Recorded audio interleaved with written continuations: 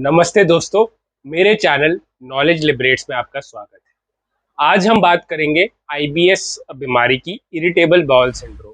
आप भी सोच रहे होंगे कि मेंटल हेल्थ के चैनल में हम आईबीएस, पेट की जो बीमारी है, आंतों की जो बीमारी, डाइजेशन की बीमारी, उस पर क्यों बात कर रहे हैं। देखो, जो कहते हैं कि जो हमारे दो दिमाग होते हैं, बोलते हैं। एक तो दिमाग, एक तो हमारा है ही ऊपर ब्रेन, और एक पेट। कहते हैं ना कि मुझे गट फीलिंग आ रही है, मेरा पेट। जब आपको स्ट्रेस होता है, तो जब एग्जाम का स्ट्रेस होता है तो पेट खराब हो जाता है। पेट भी जो स्ट्रेस होता है, या पेट कुछ अगर आपके साथ बुरा होने वाला होता है तो पेट में कुछ हलचल होने लगती है। जो पेट है वो हमारे दिमाग से कनेक्टेड है। दिमाग में अगर कुछ चल रहा है, हम कुछ सोच रहे हैं, तो वो पेट को अफेक्ट करता है। तो अगर दिमाग में स्ट्रेस है, ओसीडी पेशेंट्स को डिप्रेशन है, स्ट्रेस है, एंजाइटी है, उससे आप देखते होगे कि आपका पेट भी खराब हो जाता है। एंजाइटी में पेट खराब हो जाता है। एग्जाम्स के टाइम पे या किसी बड़े प्रेजेंटेशन के टाइम पे पेट हमेशा खराब होता रहता है, लोग टॉयलेट जाते रहते हैं बार बार। हमारा जो दिमाग है वो पेट से कनेक्टेड है।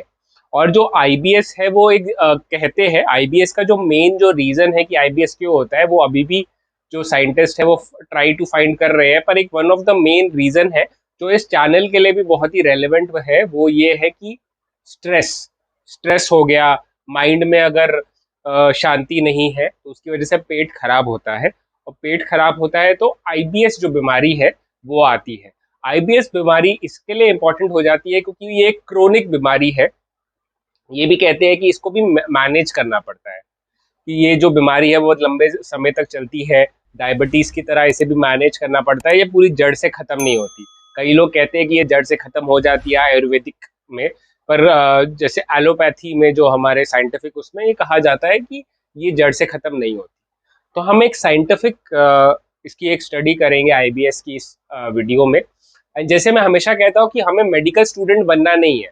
मेरे जो, अगर आपने ओसीडी के भी वीडियोस देखे होंगे, तो मैं जो एप्लीकेशन है कि कैसे उसको अपनी लाइफ में यूज करे, उस पर हम ज्यादा फोकस करते हैं, ना कि स्मॉल इंटेस्टाइन में डेडुजेनम और कोलॉन रेक्टम का क्या एप्लीकेशन है, ये क्या है, पैरासिम्पैथेटिक नर्वस सिस्टम क्या है, सिंपैथेटिक नर्वस सिस्टम क्या है। बड़े बड़े शब्दों को याद करने का हमें कोई ज़रूरत नहीं है।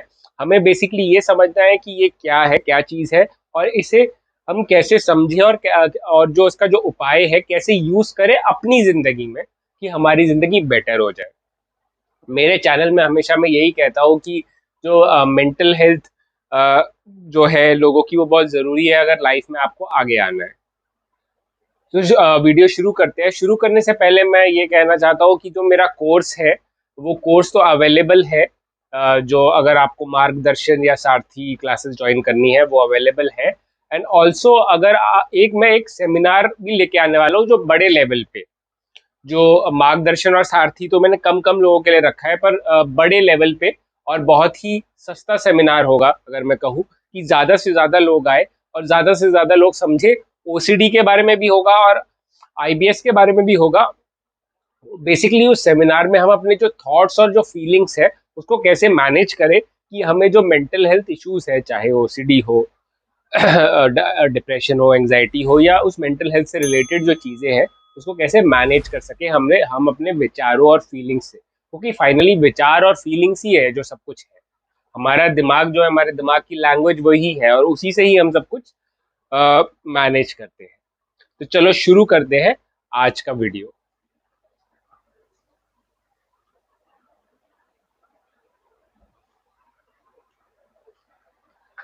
मैंने जैसे ये बनाया हुआ है, ये हमारा डाइजेशन सिस्टम है। डाइजेस्टिव सिस्टम, जब हम खाना खाते हैं, मुंह से खाते हैं, पहले पेट में जाता है, स्टमक में जाता है, और स्टमक में वो थोड़ा डाइजेस्ट होता है। पर मेन उसका डाइजेशन जो है वो इंटेस्टाइन और स्टमक दोनों में होता है। जो उसके न्यूट्रिशन है, हमारा जब हम कुछ खा रहे हैं जिसमें प्रोटीन है, कार्ब्स है, तो हमारी बॉडी में वो प्रोटीन और कार्ब्स जाए, वो इंटेस्टाइन काम करती है। तो अभी जो इंटेस्टाइन है वो दो तरह की होती है, स्मॉल इंटेस्टाइन, लार्ज इंटेस्टाइन। बस इससे ज्यादा शब्द सुनने की और याद करने की जरूरत भी नहीं है, क्योंकि मैं डॉक्टर भी नहीं हूँ।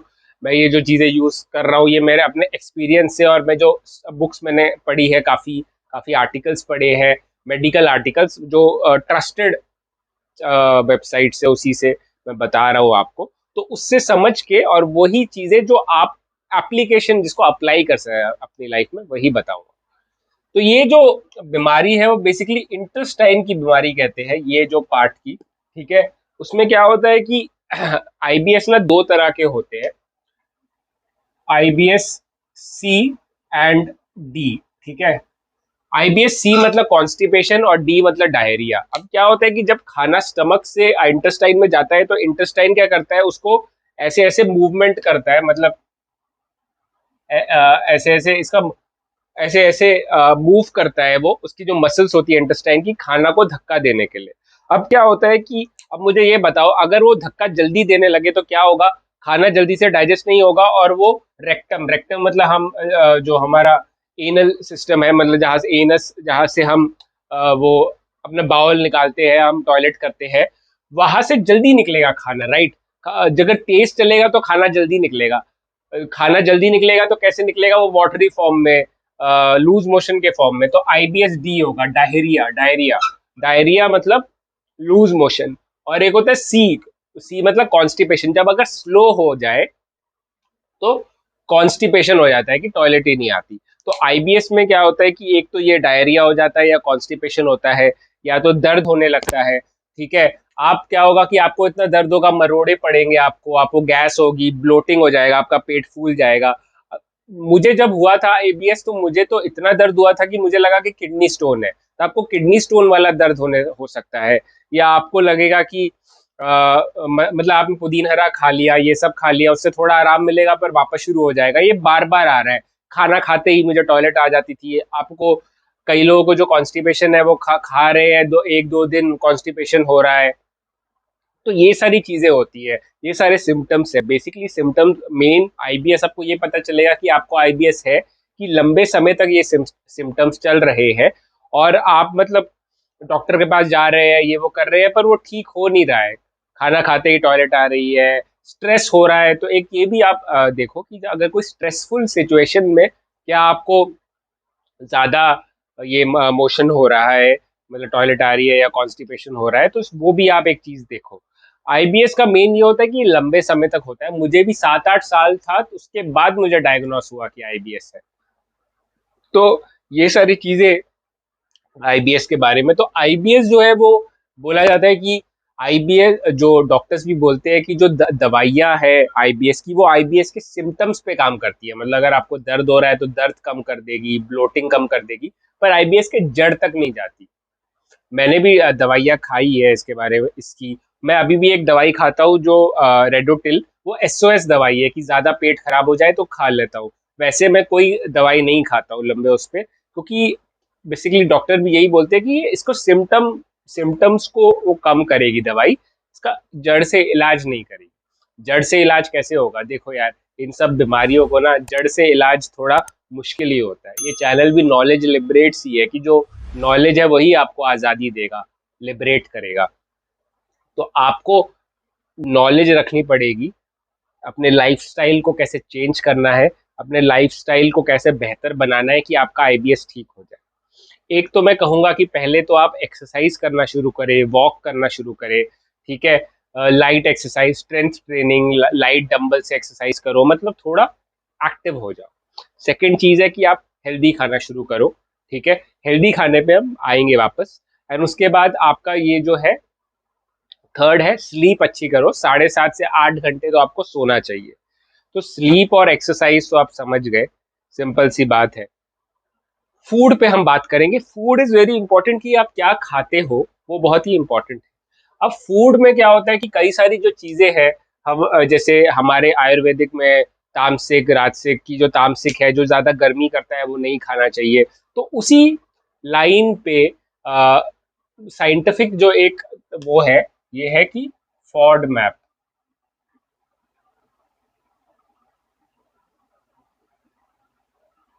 फॉड मैप डाइट होता है जिसने मुझे काफी फायदा किया है, और मैं और भी बताऊंगा। देखो, फॉड मैप का फुल फॉर्म है fermentable oligo di monosaccharides and polyols, ठीक है। ये एक तरह के कार्बोहाइड्रेट्स होते हैं, कार्ब्स होते हैं। जैसे हम वीट हो गया हमारा, फ्रूट्स हो गए, वेजिटेबल्स, ये सब कार्ब्स होते हैं ना। अब लोग बोलेंगे कि नहीं सिर्फ गेहूं कार्ब होता है, फ्रूट में भी कार्ब्स होता है, कार्बोहाइड्रेट्स होते हैं फ्रूट्स में, वेजिटेबल्स में। तो जो जो ये कार्ब्स है ये हमें ना इशू करता है पेट में। मतलब जब ये हम कार्ब्स खाएंगे फॉडमैप, तो ये ठीक से इंटेस्टाइन में डाइजेस्ट नहीं होते हैं, तो ये हमारी मसल्स को या तो तेज कर देते हैं या तो स्लो कर देते हैं। अच्छा, मुझे कमेंट सेक्शन में बताओ कि आपको कौन सा लगता है कि कौन सा वाला आईबीएस ज्यादा डेंजरस है, आईबीएस कॉन्स्टिपेशन का है या डायरिया का है। कहते हैं कि पूरे वर्ल्ड में 10% लोगों को आईबीएस है, लड़कियों को ज्यादा चांसेस होता है आईबीएस होने का, एंड कॉन्स्टिपेशन इंडिया में ज्यादा है, ऐसा मैंने पढ़ा है। तो आप बताइए कि आपको क्या लगता है कौन सा ज्यादा डेंजरस है, आईबीएस सी या आईबीएस डी, कॉन्स्टिपेशन वाला या डायरिया वाला। मुझे तो डायरिया है, आईबीएस डायरिया। तो फॉड मैप में क्या होता है कि तरह तरह के खाने होते हैं, जैसे वो खाने अगर आप खाओगे तो आपका पेट खराब हो जाएगा, ज्यादा चांसेस है। जैसे व्हीट होता है, गेहूं हाई फॉड मैप है। उसके बाद मैं ना स्क्रीन पर डाल दूंगा कि हाई फॉड मैप व्हीट है, गार्लिक है, ठीक है, लहसुन और प्याज।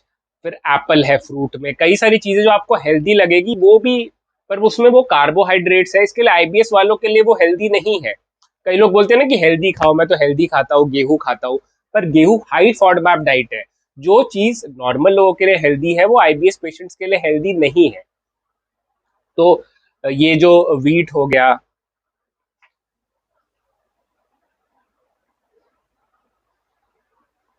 वीट, प्याज से लहसुन, कहते हैं कि लहसुन बहुत अच्छा होता है पेट के लिए, पर आईबीएस वालों के लिए वो सही नहीं होता। मैं जैसे लहसुन खाता हूँ तो मेरा पेट खराब हो जाता है।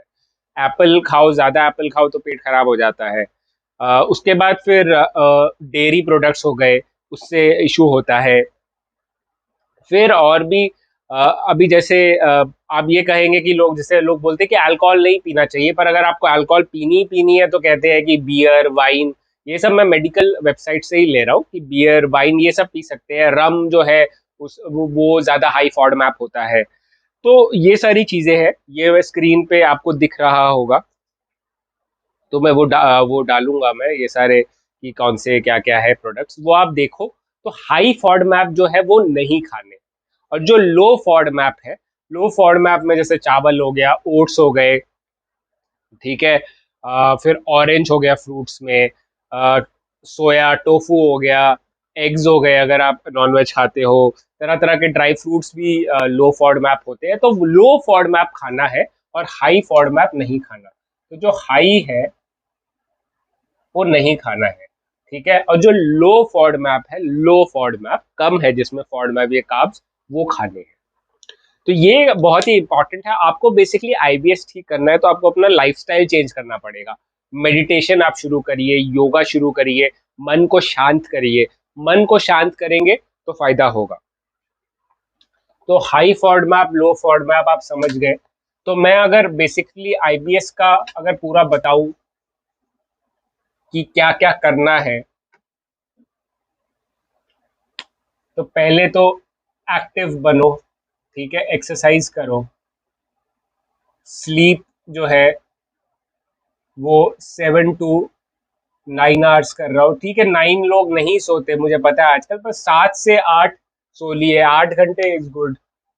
फिर लो फॉडमैप डाइट करिए, ठीक है, लो फॉडमैप डाइट खाइए, मेडिटेशन,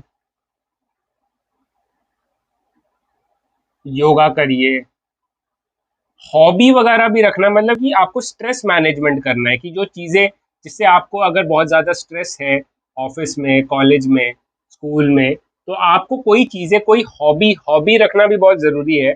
अगर आप अच्छी हॉबी रखेंगे तो उससे भी ये होगा कि आपको स्ट्रेस रिलीज होगा, आपको फायदा होगा, आपको शांति मिलेगी, शांति लाइफ में लाइए, ठीक है। तो ये पूरा वो है, ये आप समझ लीजिए, ये इस मैंने ऐसे ही मैनेज किया है। और अगर आप कोई भी अगर उठा लीजिए, किसी भी यूट्यूबर का सुनिए या आप किसी भी मेडिकल जर्नल में भी, तो यही चीज होगी। ये चीज करने में इसलिए होता है कि ये मुश्किल है, आपको अपना पूरा लाइफस्टाइल चेंज करना है। पर मैं आपसे यही विनती कर रहा हूँ कि ओसीडी में भी और आईबीएस में भी आपको लाइफस्टाइल चेंज करके ही होता है, क्योंकि ये एक आपकी बुरी हैबिट्स थी, रॉन्ग हैबिट्स थी। और रॉन्ग हैबिट से अगर खराब हो रहा है तो गुड हैबिट से अच्छा होगा, राइट? तो लगे रहिए यार, टेंशन मत लीजिए, बस लगे रहिए। जब आपको लगता है ना कि बिल्कुल अंधेरा हो गया है, जिंदगी में कुछ नहीं रहा है यार, आईबीएस भी हो गया, ओसीडी भी हो गया, ये समझो कि अगर मैं मेहनत करता रहूंगा, लड़ता रहूंगा, तो आगे रोशनी होगी मेरी जिंदगी में, और वो रोशनी में जब मैं पहुंचूंगा तो मैं इतना स्ट्रांग बन जाऊंगा, क्योंकि मैंने इतने सारे प्रॉब्लम से सहा हूँ, सह रहा हूँ मैं इतनी सारी प्रॉब्लम्स। जो ये कोयला है वो प्रेशर में ही डायमंड बनता है, तो डायमंड बन के निकलोगे भाई। सही कह रहा हूँ मैं तुम्हें, ठीक है भाइयों और बहनों?